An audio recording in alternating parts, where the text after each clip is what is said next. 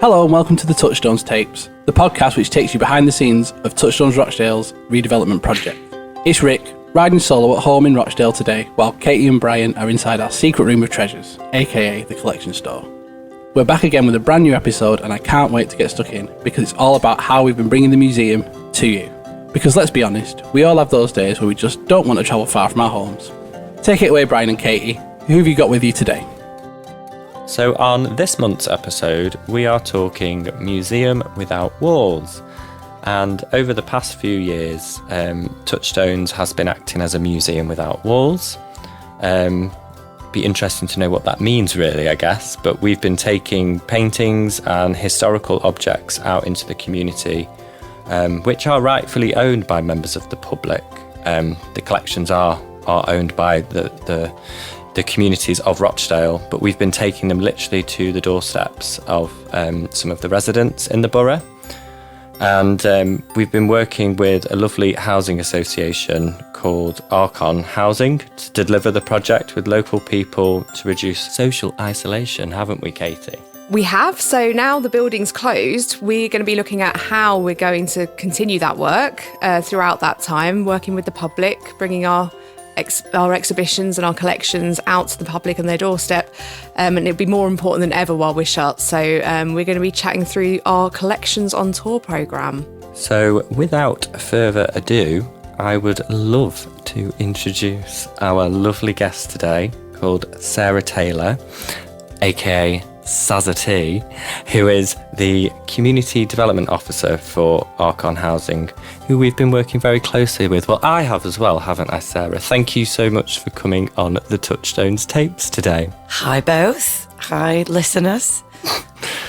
How are you? I'm great. I'm really good, thanks. Thanks for having me. Yeah, my first time at the stores. How exciting. What do you think? It's not what I expected. I thought it was going to be like a really big warehouse, which I'm sure it is. I haven't reached that bit yet. There's lots of books, and the kitchen reminded me and felt like a nana's kitchen. So feel at home already. Well, that's good. There's a lot of nana smells in here. I feel like it's got that sort of lovely old homely feel. It has. I'm glad you feel at home. That's good. It's good. It's good for you to be here and see where the magic happens, Sarah. It's very home from home. How important to talk about when we're talking about art in people or outside people's homes. It's like we'd planned this link. It's like we planned it, wasn't it? But today, Sarah, we're going to talk about Museum Without Walls, and we've asked you to select an object from our collection, which kind of relates to the theme today a bit. And do you want to sort of talk about that a bit, about what you've chosen today? Of course. So it was an obvious one for me. It had to be a Lowry and it had to be our town, because of the work that we've done, I guess, around the Lowry pieces at Touchstones, and the work that we've done bringing Lowry pieces to our tenants in their communities. So do you want me to kind of explain a little bit about the project and where it started? Is that where you want me to go? I want you to describe this painting for me first. Okay, right. Yeah. Our Town, for anyone that hasn't seen it, is quite a typical Lowry piece. Lots of people in the painting, and it's kind of that dreamlike, imaginative piece of what a town back in day would look like. Back in day, yeah. Very industrial, quite a dark grey background. I guess quite common to most Lowry pieces. A nice industrial town. The stick men. The matchstick men. Matchstick men. I prefer stick people. Or you in say stick 2023. But yeah, the matchstick men, matchstick people, and the usual Lowry colours of the ochre yellow, that blue. Yeah. I can't remember them now. What are they? There are like 4 key colours that Lowry uses in his work, aren't they? The reddy brown. The red. It's a crimson something. That's it, crimson. The crimson. Yeah. We'll have to put that in the link, shall we? Some resources to how Lowry paints, so you can paint your own version of it. I have to say, as a southerner living up north, that is the way that a lot of people down south actually think the north is now. So interesting. Sorry to say. It's not that foggy now, is it? They've cleaned They've cleaned the buildings. We have more than 4 colours. Yeah, there's a bit more brightness, say, to our lives. But I think it's a really interesting object that you've picked, because it really does, I guess, set the scene for the work that we've been doing as well. I guess Lowry was a painter of the industrial north, and was really interested in sort of capturing that landscape, capturing the working people of the day, of the time, wasn't and it? Everyday people, everyday northerners just going to work. And I think that's why it has been particularly important for us to take out, because it sort of reflects the working people in our communities. Definitely it does. And it has been such an accessible way to open up conversations about art. I think sometimes it can be really difficult, can't it? Like the work that you do in sort of working with communities, and that I do, and more widely within Touchstones, is, you know, bringing art and culture to people's doorsteps can be quite a difficult thing sometimes. Yeah. You know, or having conversations about that, it's maybe not on people's priority list. So actually thinking about the themes or the things that matter to people today, and things that people recognise is really important, isn't it? Yeah, and I think Lowry is definitely one of those names that almost everyone knows what a Lowry, or who Lowry was, or what a Lowry looks like. And that certainly made conversations about art and artists easier, I guess, because it was an artist that people know, and I think that people connect with, I guess, because it was reflective, I guess, of the people. So yeah, we've been working on this project for quite some time now, and taking the museum without walls sort of concept out to communities. But the project really has been about us literally taking paintings out in a white van to people's doorsteps, which is absolutely bonkers when you speak to a curatorial team, because so many people are like, what? Like you can't do that. Like, it, you know, there's lots of things, I guess, when you work in museums, there's lots of hoops you've got to jump through to kind of get to that point. There's things obviously around the value of the work, the insurance, thinking about the safety, the security, the transportation. How are we going to display something in a van? So it was an interesting project that started, I guess, originally for us. We started taking work out into schools pre-pandemic, and we built sort of this temporary display unit, which was actually a crate, and a crate being something that paintings are stored in and transported in, but we repurposed it. Our amazing technician Paul Grant, PG Tips, put together, absolute ledge, put together and made a really like secure and accessible way of opening that and bringing it to life and making that like a really exciting thing. You could literally open it like a book, and then these paintings were revealed, and we did that work just before the pandemic, and then obviously, as we all know, we couldn't do that kind of work again. So it'd be interesting for our listeners to know a bit more about how then we started working with yourself, Sarah, and working with Archon Housing, and where that came about, and why that was important, I guess, for you and your residents. Yeah.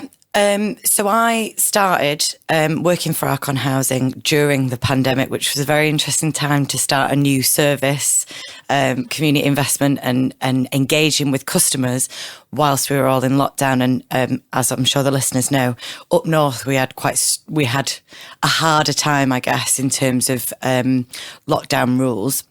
So it was quite a tricky way, I guess, to start engaging with our tenants when we couldn't physically bring people together. So we were looking at ways and partnerships that we might be able to forge in some of our communities where we could think outside the box, I guess, in terms of how we can speak to residents in a way that is meaningful to them, and in a way that somehow connected them with us and them with each other, so with their neighbours. So we started working with Touchstones with this concept of we have Lowry pieces. We really feel like they're going to connect to residents. Let's think of a way that we can engage with the topic of something like a Lowry piece. And I guess the kind of first thing that we thought was people were in their homes. That was their safe place, and that was, I guess, the only place that people could really be. So how can we bring art into the home, and how can we also keep people busy, make them feel like they're staying active, and keeping occupied, really. So we work with an amazing local artist called Beam Irwin, who created some Lowry-inspired packs. So it was similar shapes, they're quite, would you say that? Figurative, thank you. Silhouettes, and these beautiful packs that were delivered to all of our tenants on one of our estates in Milnrow, and another one of our estates in Middleton as well. And we delivered these packs where somebody made at home, so they were to make at home as an individual, window displays that were inspired by Lowry's, and they came with lights as well. And the project was called Light Arted. Love a cute pun. Name. The theory was, I guess, lighting up our streets so that when people were walking around at night time, they felt a sense of connection, seeing their neighbours' windows sort of lit up with artwork and art displays. So it was sort of like a street gallery almost. So it kind of worked on lots of different ways, really, in terms of art, keeping people healthy, doing creative projects at home, but also connecting people with their neighbours, which was fab. And the plan was always that at some point, when the world opened up again, that we would bring these Lowrys out. So it was a really good way to start that conversation. So we had little Lowry postcards in it. There was a video that went with it. So it was but also obviously quite a lot of our residents, if they're older people, might not have access to the internet. So it was also written instructions. It was just lovely. It was gorgeous. And lots of our tenants got involved. So that was fab. And then fast forward however many months, when the world kind of opened up and we could deliver projects but outside, this was the perfect project to do, I guess. So we were out on our estates, utilising green spaces or car parks, and brought the team at Touchstones. So we did some creative activities, again, loosely kind of themed around Lowry's, but not always. I think at one point we did flower making paper flowers, but bringing out the wonderful Lowry's in the white transit van as well. So it was dead exciting. It was really great for us. We were door knocking with yourselves at Touchstones, and you came out with us a few times, Bryan, didn't you? And it was just really exciting speaking to people at the door going, oh, we've got this surprise coming. Yeah, and we weren't allowed to say what the surprise was for insurance purposes. Yeah. But they could see that we were really buzzing about what was coming in a vat. We were like, we're bringing something very special from the collection. And I guess people had no reason to not come out because it was quite literally at the end of their doorstep. Yeah. So yeah, it was beautiful. I guess that's where it started.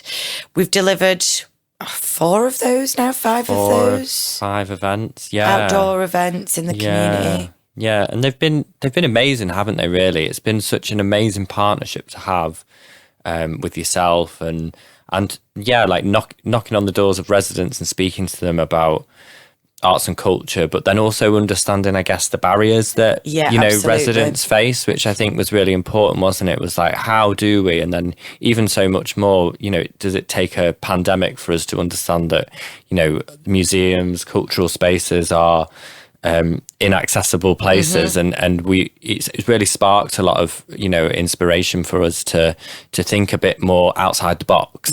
Quite literally outside the van, bring the van out. But yeah, it's been a really exciting opportunity for us to connect with some of our harder to reach, for want for a better phrase, communities. Yeah, I would also add to that as someone who works with audience development and marketing, you have to consider these things. Like to me, I might not think about how much it costs for someone to get in on a bus from somewhere, but actually that can be such a huge barrier. And without even thinking about the fact that some people, might not know what they're getting when they walk into a museum or a gallery, it can be a really intimidating place. So something like this, where they get to see a really, not priceless, but a huge piece of art that that most people would recognise on their doorstep. It's kind of less risky for them. They don't have to think too hard about what risk they're taking going into a building where they might not feel comfortable. Yeah, absolutely. And I think for us, certainly when we've had conversation with our residents, but also I think a lot of people do or can feel nervous about going into an art space if they haven't been in one, because they might think, oh, what do I wear to go to an art gallery? Oh, is it dead posh? Like, that kind of whole sense of what actually is this space and what does it mean for me? And actually, that is, art galleries aren't dead posh spaces, and certainly Touchstones has never been, it's, the collections are beautiful, but the collections are for the residents and for the people in the towns that it serves. So I think it was about breaking down some of those barriers. And so off the back of the project, we brought out the art pieces.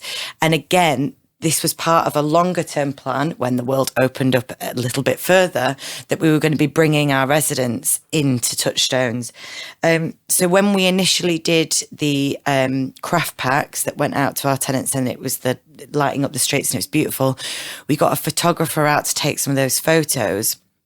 And that formed part of one of Touchstone's exhibitions in, was it September 2021, I want to say? Yeah, so it was like when it kept getting pushed back, the date to reopen the galleries, because, we kept having these like interim lockdowns, didn't we? And I think it was sort of springtime of 2021, we opened, like you said, with a new exhibition called What's Changed, and that was a really good opportunity to show that work. And there was amazing photographs by Lasma Poyser, who's based in Todmorden, an artist and photographer, and she produced these beautiful images of people outside their homes, because we had to do all of this work socially distanced as well. So it was thinking really creatively, wasn't it? Like, how can we tell that story and give it life and give it like that human aspect, and people being able to feel proud and have ownership, and then to display that in a cultural space or in an exhibition space. It was just so cool, wasn't it? And so we put on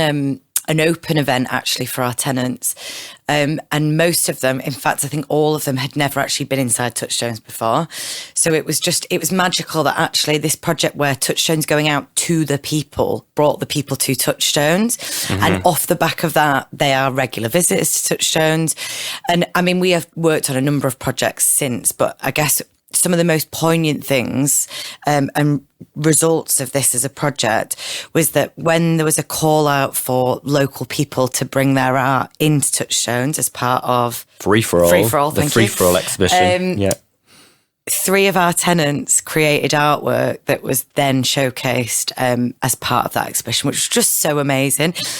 And then they got to come along to we would have been invited anyway, but to the launch event, and to stand there and be proud of their work on the walls when they might not have, pre-pandemic, they might not even have considered coming in the building. Oh, absolutely. It's just amazing to see that journey. Well, and I guess it's that kind of, and I say it's become a bit of a lol joke that artists for everyone has become my new slogan, but this project absolutely demonstrates the power of art in terms of, one, engaging with people. It was such a useful tool for me when I first started working in a new area, and particularly with all of the caveats that came with a lockdown, social distancing and everything else. It was the way to start conversations with some of our tenants and residents in our communities, not just about art, but then also about things that matter to them, issues that they may be facing in their communities, any skills or any amazing things that are going on that we need to know about, that we can support. So it's been a really good engagement tool for us. But then the kind of offshoot of projects that have come from this has just been amazing. And that kind of sense for a lot of our residents that these spaces are for them, and art is also for them. Like, they've never thought of themselves as artists, because you often think about the famous people like a Lowry as an artist, like Lowry as an artist. But then you've got our tenants creating artwork that has gone as part of a gallery exhibition, in one of our amazing art galleries in the Northwest. So it's amazing, I guess, the power of art, and actually that it goes to prove that art is for everyone and that art spaces are for everyone. And it's been a real good model, I think, to show other gallery spaces, I guess, that it's great that you've got a great space, but actually you have to connect with the community in order for the community to see the value in that.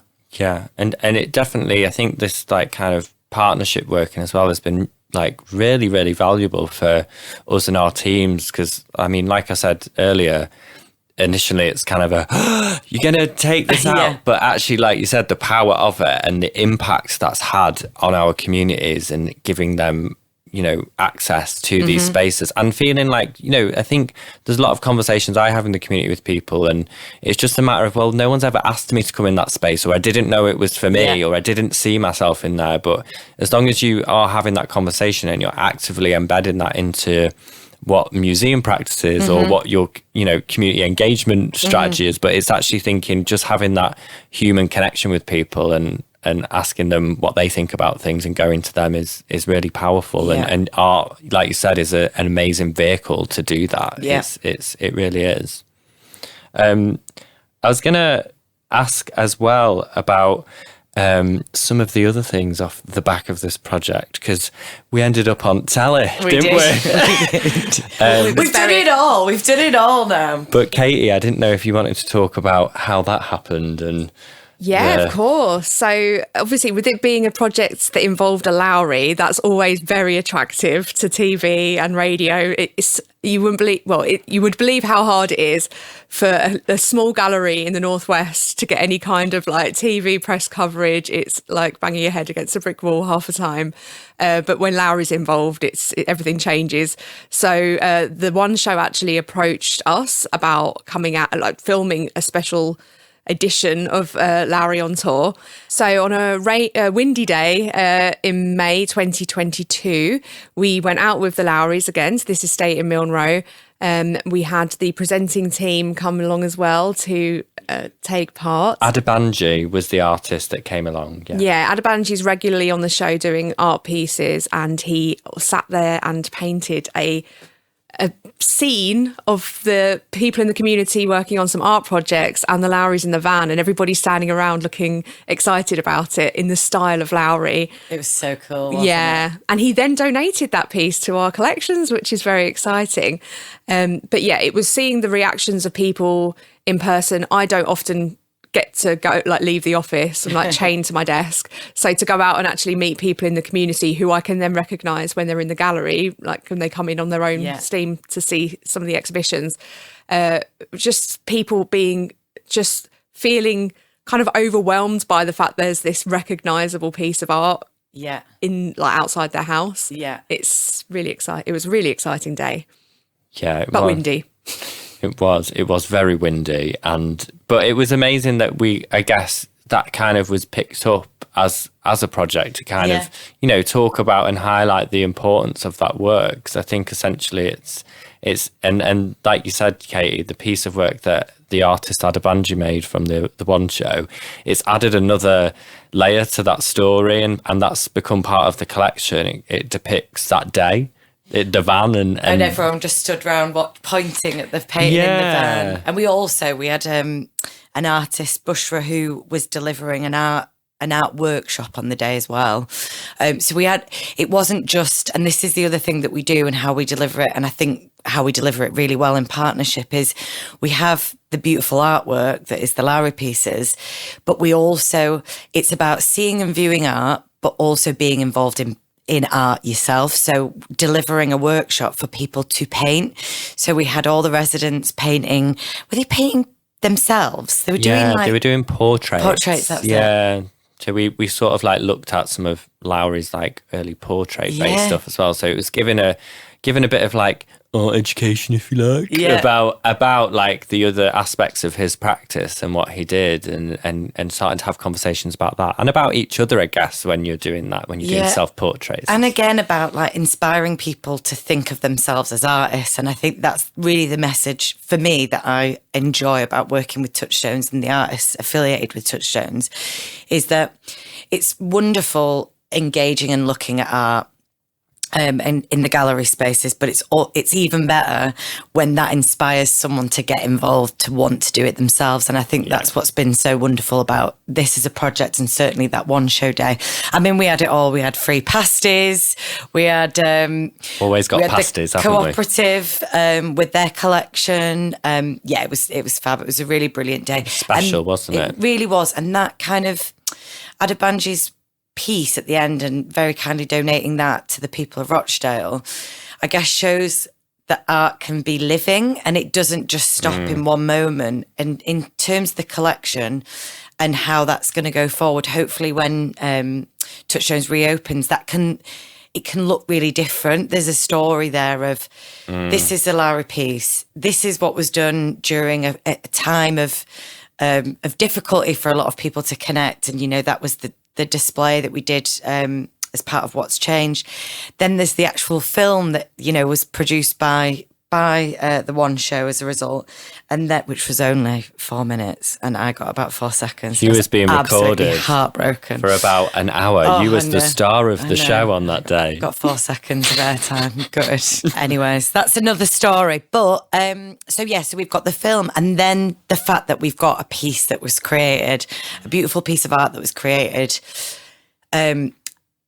at this, almost to celebrate the entirety of the project. But I guess that's sort of starting a new story, and who knows what can come from that. Yeah, I think that what you said about, breaking down those barriers for people, like as we will be talking about in another episode, there are the plans for the reopening of Touchstones is for those barriers to be taken away even more, and for it not to be this sort of like, this is the precious artwork. Obviously it is precious, but people have to be able to like interact with it and get up close and personal with it. Otherwise we can't expect people to get anything out of it. So quite excited about the future of that, and museum without walls within the walls of the museum. Yeah, going out, bringing it back in. But I guess it's not, we can continue that work, and I think that's something that's going to become a big part of our programming whilst we are closed now. Is something that we're doing.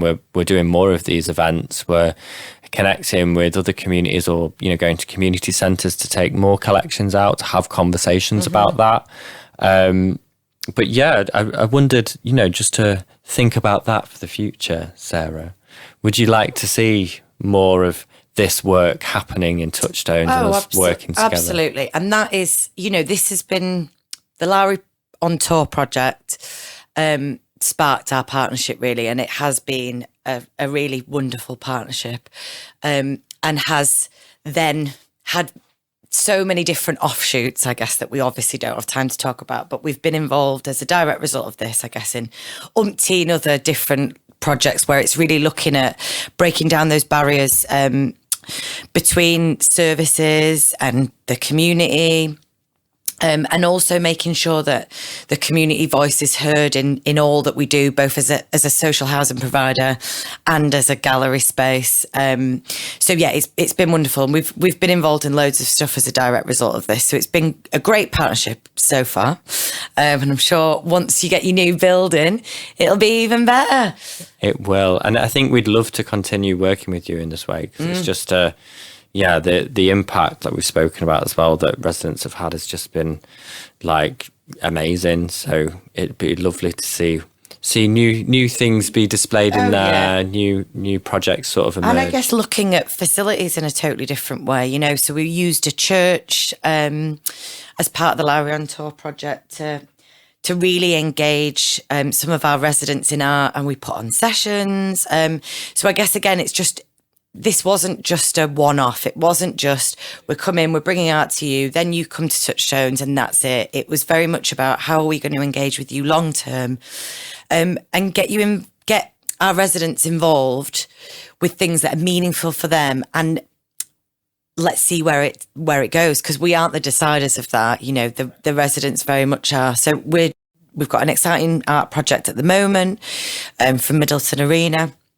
Again, working with another local artist, Erica Matthews, and we're engaging with our tenants who live very close to that as a venue, and we're using that space, which is mainly for performances and a leisure centre. And again, we're using it as an art space as well. like doing paintings, doing crafts. So it's just reimagining spaces and looking at how we can engage with people in ways that are meaningful to them. You're setting a great example as well to other housing providers as well for how they can engage with their tenants and work with, like, there's a small gallery or like medium-sized gallery in pretty much every town. Yeah.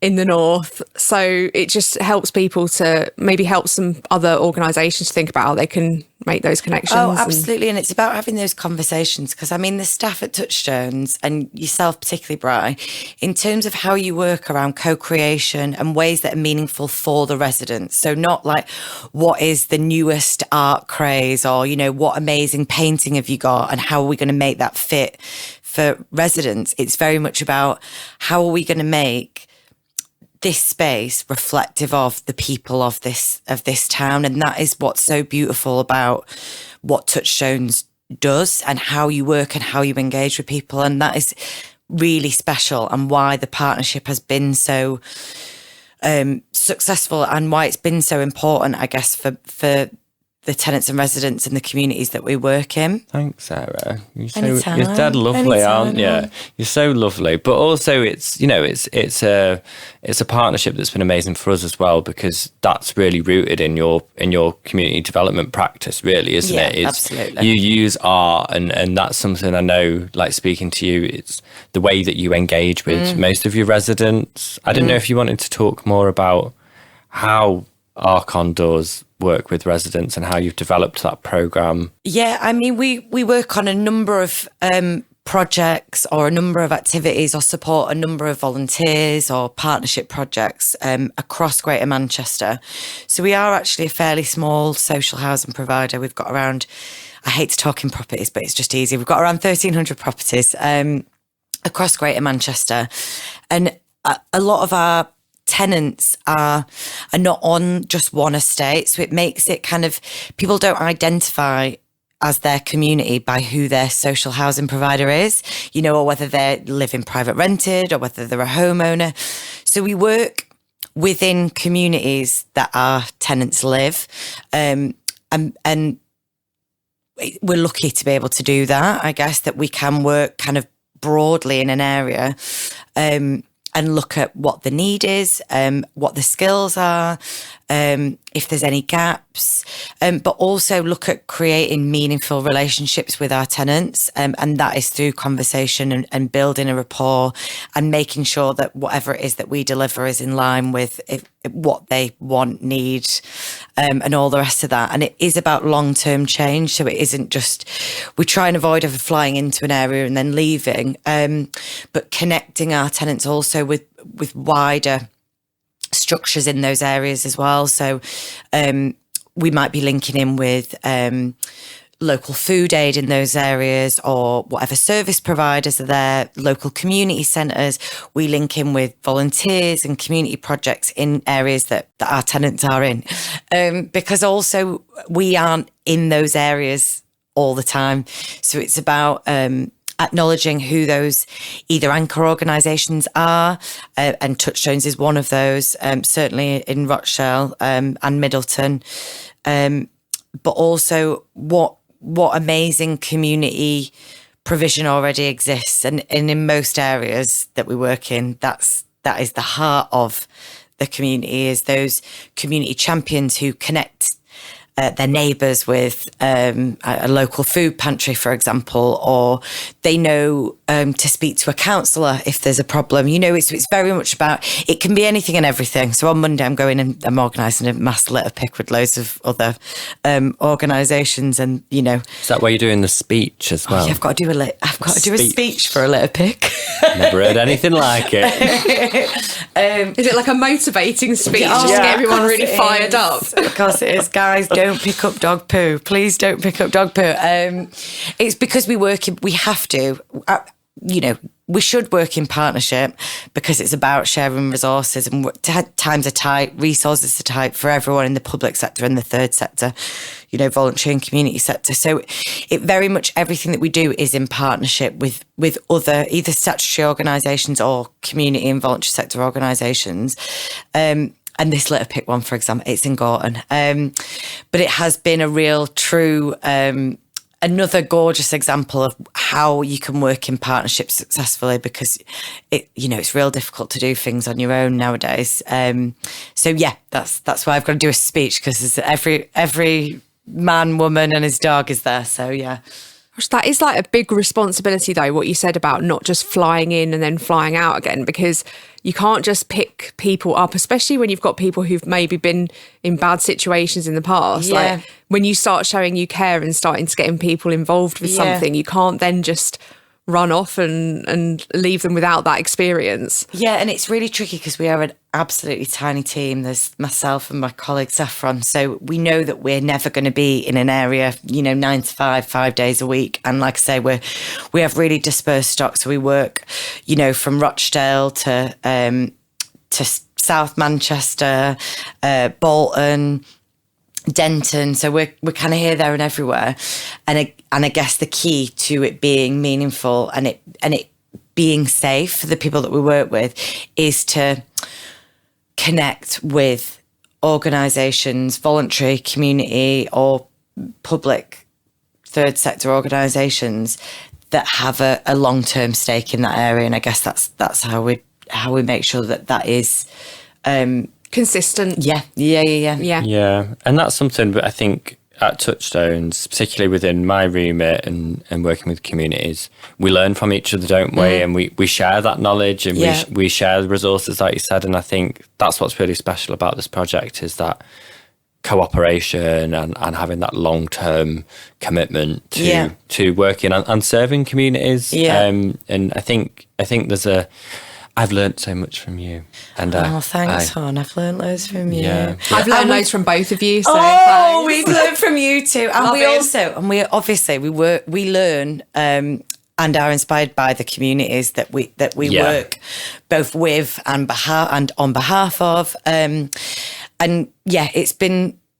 Community development is very much about working and learning together, and that's us as professionals working and learning from the people in our communities. And this has absolutely been that. We take the lead from what the communities are telling us and where the focus that they want to work in. And more often than not, Sharon knows who we need to know, we don't know. Sharon's the person you need to know. Yeah. Like, that's how it works. Yeah, absolutely. And what it is that is going to inspire communities, and often they will tell us, and they are the experts in their community. We aren't.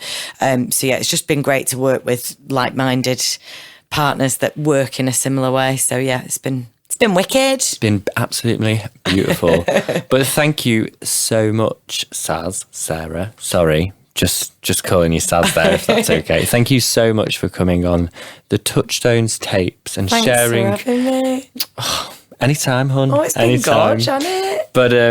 But yeah, thanks for sharing and highlighting an important piece of our collection as well, the Our Town by Lowry. And sharing like how we can connect with communities authentically. We're all learning from each other, I think, aren't we? Yeah. Working and learning together. Love it. We'll see you out there with some more lovely works of art in a van soon, I hope. Can't wait. I'm excited. Oh my God, maybe we could get a lorry. Lorry on tour, not Lowry on tour. Oh, yeah. Oh my God, I love it. That's what we're calling it. Lorry on tour. Well, that was such a brilliant conversation. And for me, the thing that really will stay with me is the impact that it's made on people long term, that they now feel comfortable coming into the gallery museum and they look forward to the next time one of these projects comes to their house. I agree, Katie. I think what we've learned from this project has been amazing, and the fact that people in those communities have been able to display their works in the gallery is such a special, beautiful thing. And we just can't wait for more of this work to happen. I agree. That's it for this episode of the Touchstones tapes. And we'll be back next month with another episode.